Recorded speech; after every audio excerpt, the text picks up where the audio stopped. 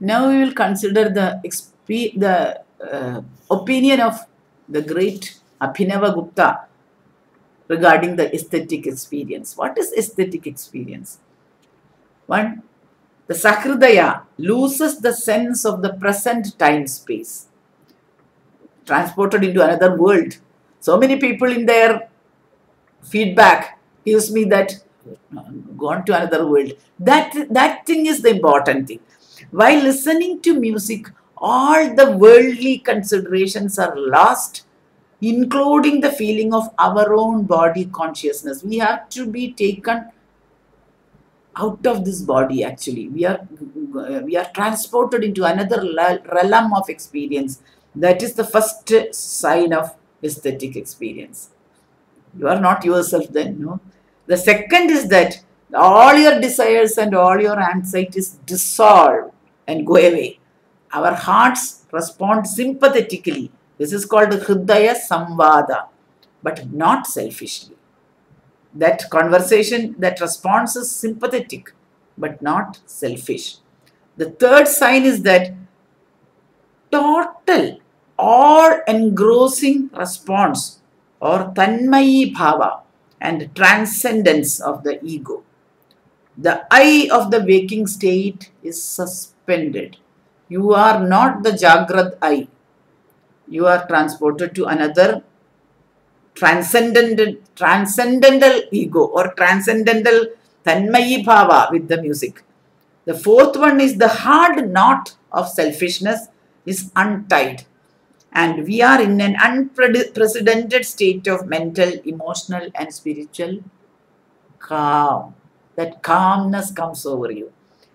Then the fifth sign, the purity of our emotion and the intensity of our emotion takes us to a higher level of pleasure, which is sheer undifferentiated bliss, which we call it as Anandaiga Ghanam. Only pure bliss is there. We are in direct contact with the deepest recesses of our being. That is the sign. The purity is the reason for that. Purity of emotion. Then the sixth sign is we have reached our inner terrain as that occupied by the mystic. We search out these experiences on a more permanent basis. Once you have this experience temporarily, we search for the same experience on a permanent basis, and we go on hearing the same music or similar music or better music, and in that way we develop a sort of permanent blissful state. Now, these are the signs of a real aesthetic experience. So this is a real quest, a search for aesthetics, a search for bliss, a search for God. Ananda is bliss, no? Sat Chit Ananda is the sign of God. We are having a quest to that experience through music. So this is a permanent quest. The objective determinants of music are the cosmological complex of the three elements: the dhvani, the kalam, and the vak. That is the sound, time, and speech. The Sanskrit name for it is nada or paravak. The objective components of music are the deontological complex of the three elements: the tone, the swara, tone, beat, the tala, the verse, the pada. Now, these are the rupa, bandha, and nirmiti. The Sanskrit equivalent is the raga. So it is the objective component of music is the raga. Objective determinant is the nada. Objective component is the raga. So nada and raga are like that. Then the objective constituent is the teleological complex. The three elements, the resonance or aniswara, the rhythm or the chandas, and the meaning or the artha. The Sanskrit word is rasa.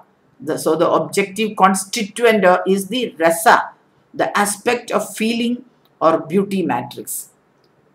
Then there are now we have told about the objective determinants, components, and constituent as the nada, raga, and rasa. Now what are the subjective determinants? The subjective determinants are the ecological complex of the three elements: the artist, the rasiga, and the critic, the gayak, the Rasika and the Pandita. The Sanskrit equivalent for this is the Atma or the self. Atma or self is a subjective determinant. That is why every individual has got a unique experience. So we cannot generalize on music therapy. The Rasa and the Ananda and the experience of the self by which the subjective determinant merge with the objective determinant is of prime importance in the aesthetic experience of music. Now, what are the subjective components? The three elements of Yogavadhanam. Yogavadhanam is the creative prehension. Bhogavadhanam is the aesthetic prehension. And Bodhavadhanam is the critical prehension. So, the creative, aesthetic and critical apprehension is the subjective component or the the Sanskrit avadhanam.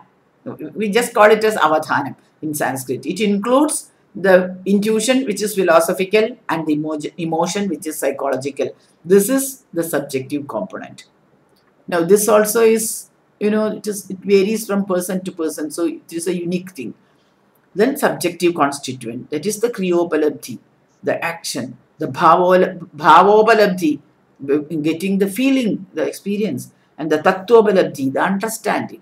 The Sanskrit equivalent, just upalabdhi, is the realization of this experience. You realize the kriya, the action, the bhava, the feeling, and the tattva. You understand it, understanding the tattva. Now, these three together form the upalabdhi. So, from these three objective and three subjective factors, each containing three. So, 6 into 6 of them, 3 objective, 3 subjective, each of them with three aspects. That means 18 of them, And then the 19th one is music as a subject-object relation. Music experience is actually a relationship between this objective and the subjective. So here the objective includes the nada, raga and rasa. The subjective is the atma or self, the avadhanam, which is the bhoga, yoga and bodha, and also the upalabdhi of the kriya, the bhava and the tattva. So these are subjective. So without these subjective things, what is the music experience? Nothing. If you just know the technique of raga, you know the theory of nada, you know everything, but you don't get the experience. So technicality alone, the objective technicality alone is not the music experience, but the subjective thing is very important in music therapy. So when you are doing a research on in a hospital side, we do the objective part of the medical things, plus the musician, the music therapy giving student, the MA musician having MA music, they are using these the 3 objective determinants plus the patient's subjective determinants along with the medical determinants, the data collection there. So see how many determinants and how many people have to work in a teamwork. The client or the patient is the main factor there. Then his own MLP, musical experiences. Then that is the first thing that the music therapist should learn. Then they have to learn their own technique that they naturally has to learn. That is the technical, their objective techniques about the raga that they have to know. Then the third thing, they are making these 2 things merge in the medical context as a data collection. So this is what we are actually trying to achieve by a real music therapy course for a faculty training. So, the creative delight or yogananda, the emotive delight or bhogananda, the cognitive delight or bodhananda, everything is there in your client. It will be of different gradations. In music, it is not attack or agada, but it is resonance or anuranana. It is just a resonance vibration that becomes suggestive and meaningful in conveying a musical feeling. It's a very beautiful concept. It is only a anuranana, a vibration. Uranana, then anuranana. A vibration has to create a special musical feeling to the client. Client is the better word. Patient is for medical people. For music therapist, never use the word patient. Every person, you can use the word person. Every person is a client only, not a patient. So, musically speaking. And Abhinavaguptha says, less the agada, that is less the aggressive behavior. The sciences have got an aggressive behavior, inbuilt aggressive behavior is there. Less of that agada and more of the anuranana, the vibratory nature, the music will be more good. That is why we use the soft melodies, not the war-like metallic sounds, this and that, war-like music. Don't use that. Use that melodic, vibrating, soft music. That is the best thing for aesthetic experience and for getting the uh, desired effect. The music therapy effect should show some effect on the patient, no? So, when agada is less, the anuranana is more, the music is good. When agada and anuranana are equal, then music will be called, is graded as indifferent music. Very indifferent. Very neutral. It doesn't have produce anything. If the agada is more and anuranana is less, it is considered as bad music. That is how the classification of music is done in India. So that is the way, that is the thing which why, because that the good music means there should be more anuranana, you should be having a very melodious soft thing to give the effect of shanta, more of shanta, more of all your brain waves come to shanta condition, so that all your neurotransmitters become very positively in a very positive health state, to get that neurotransmitter conveyance through your nervous system. Actually, music is functioning through the nervous system. So that anuradhana should be there. If it is not like that, if it is having an aggressive thing, it will not produce that effect. That is why. So you understanding the theory is important for every music therapist to do the practice. For clinical practice, a music therapist should know such important theory points. Why you are using this? Why you are using that? These things are important because these are the basics on which you build your profession. Now, these are half qualitative criteria, along with two full qualitative criteria of beauty. What are they? The snigdha and the madhuraswara. Snigdha and madhuraswara make music most delightful and beautiful. Along with these, if you combine a very snigdha, a beautiful sweet voice also, it will be it's a delightfully beautiful actually.